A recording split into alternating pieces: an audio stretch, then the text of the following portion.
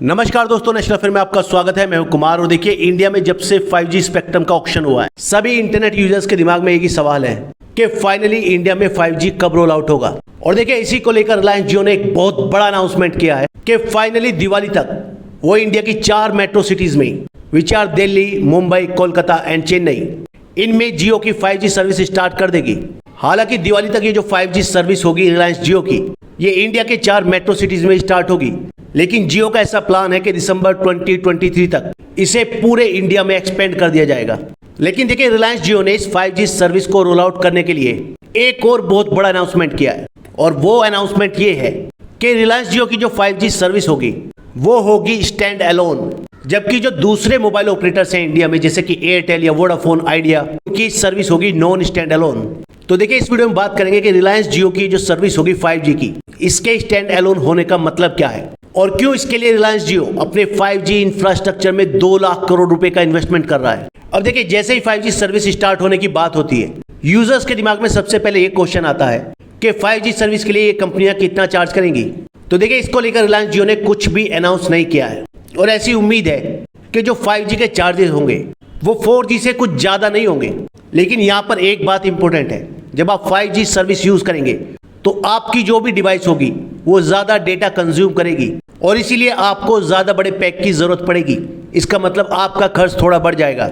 और देखिए, इसको लेकर एक और इंपॉर्टेंट अनाउंसमेंट किया है मुकेश अंबानी ने। मुकेश अंबानी की जो कंपनी है रिलायंस जियो, उसने गूगल के साथ टाई अप किया है अपने नए स्मार्ट 5G फोन के लिए। और ये जो रिलायंस का नया 5G स्मार्टफोन होगा, ये अल्ट्रा अफोर्डेबल होगा। इसका मतलब इसका जो प्राइस होगा वो 10,000 से नीचे होगा।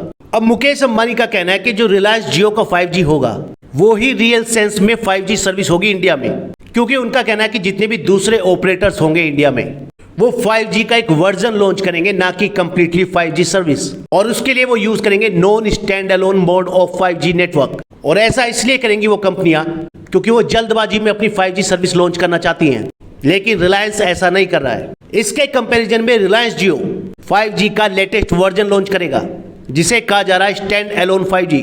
और इस स्टैंड अलोन 5G के through Reliance Jio can deliver new and powerful services such as low latency connectivity, massive machine to machine communication, 5G voice, edge computing and network slicing and metaverse. और इसको लेकर मुकेश अंबानी ने कहा कि Jio 5G will be true 5G in every sense and I believe that India deserve nothing less than true 5G। Reliance का कहना है कि उसने अपनी 5G सर्विस को लेकर पूरे वर्ल्ड की जो बिगेस्ट टेक्नोलॉजी कंपनीज हैं उनके साथ भी टाई अप किया है, जिसमें शामिल है Facebook parent Meta for immersive technology, Microsoft for azure ecosystem, Intel for cloud scale data centres. और साथ ही रिलायंस जियो ने क्वालकॉम के साथ भी कोलैबोरेशन किया है to develop 5G solution for India. तो देखिए, अब बात करते हैं उस स्टैंड अलोन 5G की, जिसे लॉन्च करने वाला है जियो, और जिसके लिए उसे इन्वेस्टमेंट करना पड़ रहा है 2 लाख करोड़ का अपने इंफ्रास्ट्रक्चर में। देखिए, 5G नेटवर्क जो है वो मेनली 2 तरीके से डिप्लॉय किया जाता है। एक होता है स्टैंड अलोन और एक होता है नॉन स्टैंड अलोन। दोनों के ही अपने फायदे भी हैं और नुकसान भी। और कौन सी कंपनी कौन सा मोड चुनती है, ये दिखाता है कि वो मार्केट को कैसे देखती है। For new technology and their roll out strategy, देखिए स्टैंड अलोन मोड में, जिसे जियो ने चूज किया है अपनी 5G सर्विस के रोल आउट के लिए, इसमें जो 5G नेटवर्क ऑपरेट करता है वो ऑपरेट करता है विद डेडिकेटेड इक्विपमेंट्स। इसका मतलब स्टैंड अलोन मोड में अलग से इक्विपमेंट लगाए जाते हैं इस सर्विस को लॉन्च करने के लिए। ये सर्विस किसी भी ऑपरेटर के 4G नेटवर्क के पैरेलल चलती है, ना कि उसके साथ में। लेकिन वहीं अगर नॉन स्टैंड अलोन मोड की बात करें तो उसमें जो 5G नेटवर्क होता है उसे किसी भी कंपनी का 4G का जो कोर इंफ्रास्ट्रक्चर होता है वो ही सपोर्ट करता है।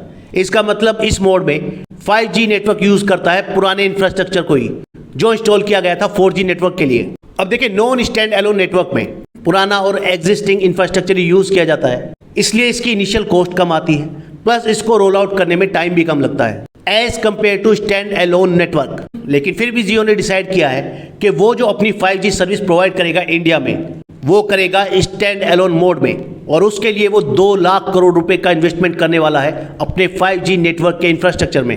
अब देखिए, अगर बात करें कि इन दोनों मोड में बेसिक डिफरेंस क्या है, तो जो 5G का स्टैंड अलोन मोड होता है वो किसी भी नेटवर्क प्रोवाइडर को full 5G capability access provide करता है, साथ ही प्रोवाइड करता है new network functionality such as slicing.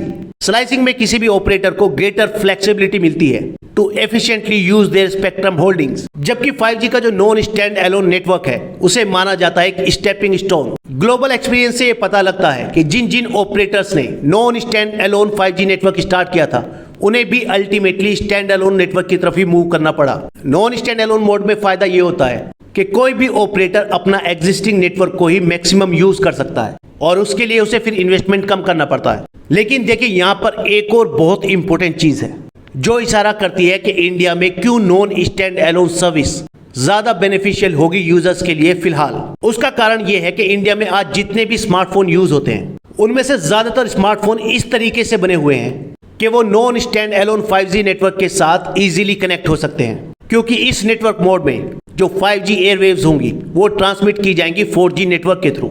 और इसके लिए जो फिलहाल स्मार्टफोन यूजर्स हैं इंडिया में उन्हें अपनी डिवाइसेस में कुछ अपडेट करने की जरूरत पड़ेगी और उसके बाद वो इजीली 5G नेटवर्क के साथ कनेक्ट कर पाएंगे।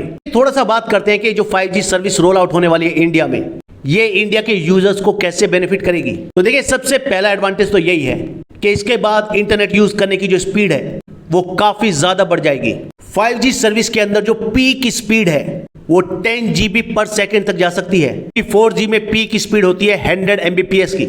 वहीं बात करें अगर लेटेंसी की, लेटेंसी मतलब सर्विस यूज करने में जो विलंब होता है, तो 4G में ये होती है बिटवीन 10 to 100 मिली सेकेंड्स। लेकिन वहीं 5G में जो लेटेंसी होगी ये होगी 1 millisecond. Latency is the time it take for a device to send packet of data and to get a response. जितनी कम लेटेंसी होगी उतना ही तेज रेस्पॉन्स मिलेगा, यानी उतनी ही फास्ट सर्विस होगी 5G की। लेकिन ये जो लो लेटेंसी है और हाई इंटरनेट स्पीड है अंडर 5G सर्विस, इसे इंडस्ट्रीज को सिर्फ स्टैंड एलोन आर्किटेक्चर के थ्रू ही प्रोवाइड किया जा सकता है, जो स्टार्ट करने वाला है रिलायंस जियो। इस वीडियो में इतना ही, नेक्स्ट वीडियो में जल्द मिलेंगे। धन्यवाद।